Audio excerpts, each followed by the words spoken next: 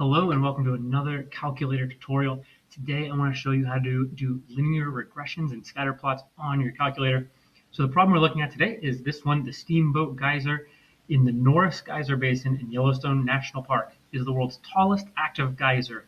Its major eruptions shoot water more than 300 feet into the air. So that's a huge geyser, and it does erupt semi-regularly, not as frequently as Old Faithful, but when it does erupt, it's a big deal. Look at how long some of these eruptions are. What we want to know is there a connection, a correlation between the interval between eruptions and the length of the eruptions? I have a hypothesis, perhaps, that the longer the interval, the longer the eruption will be. And so what I want to do is calculate the equation for a regression line that describes the relationship between the interval between eruption and the length of the eruption. So what I'm going to do is I'm going to go to my calculator. I'm going to go to Stat Edit, and I'm going to type in the left column, or my independent variable, my explanatory variable, in L1. And in L2, I'm going to type in all of my response variables, or my Y variables. Now remember, if you needed to clear anything out, you would go up to the top of L1 or L2, hit clear, then enter.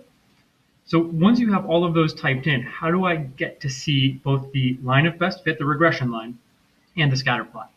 Well, to see the scatter plot, like we've done with other graphs, I'm going to press second y equals to go to stat plot. I want to turn it on if it's not on, so I hit enter on. Now the type, you need to make sure that you're highlighted on the scatter plot here. If you're not, just scroll over to it, hit enter. Make sure that you have the correct lists, L1 and L2. Remember, to access a different list, you would type second 1 to get L1, second 2 to get L2, and so on. The L1, L2, L3 are above the numbers 1, 2, 3, 4, 5, and 6. Now, to actually get the graph to show up, we're going to press zoom. And then you can either just press the number 9 or scroll all the way down to zoom stat. Press enter, and a scatter plot will show up. Now, this scatter plot right now is fairly meaningless to you because we don't have scales. So if you want to see what the scale is, you press window. It tells you where the x's start and finish. X min and X max, that's the width. Y min, Y max, that is the heights. Okay, so if I go back to hit the graph button, I see my graph again. Also, of course, I can just move the cursor and it shows me the X and the Y. If I hit trace, it'll take me from data point to data point. Okay, so there's my scatter plot. If I want to have to graph something like that, make sure that you put appropriate tick marks to kind of show me where everything is. And you get an idea of how to do that again from the window. To get the linear regression line of best fit, I'm going to press Stat. I'm going to go over to Calc, and I'm going to choose linreg AX plus B. Hit Enter. Now, as long as you have things stored in L1 and L2, you're good to go.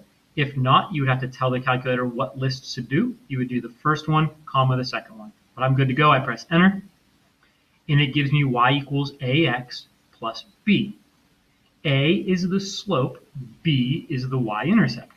So my slope is that 10.8, my y-intercept is the negative 22. Remember, if you're going to write that out, it would be y hat equals 10.8x minus 22.1 or 22.2. Make sure you define what your variables are. Y hat, your predicted length of eruption. X would be the inputted interval between eruptions. Now there's one thing missing right now from our screen. I want to know what is the correlation. Now, to get the correlation, what I have to do is I have to tell the calculator just once usually, but if you reset your calculator, you have to do it again.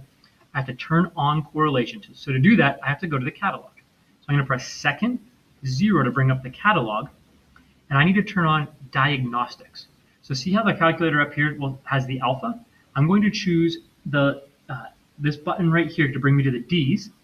And I'm going to go down until I find diagnostic on, hit enter, and now I'm going to redo my stat calc linreg, and boom, notice that this time it gives me R and R squared. I won't show you how to do this on a test or on a quiz, so you have to make sure you've turned diagnostic on yourself. My correlation then is 0.86. So hopefully this video is helpful.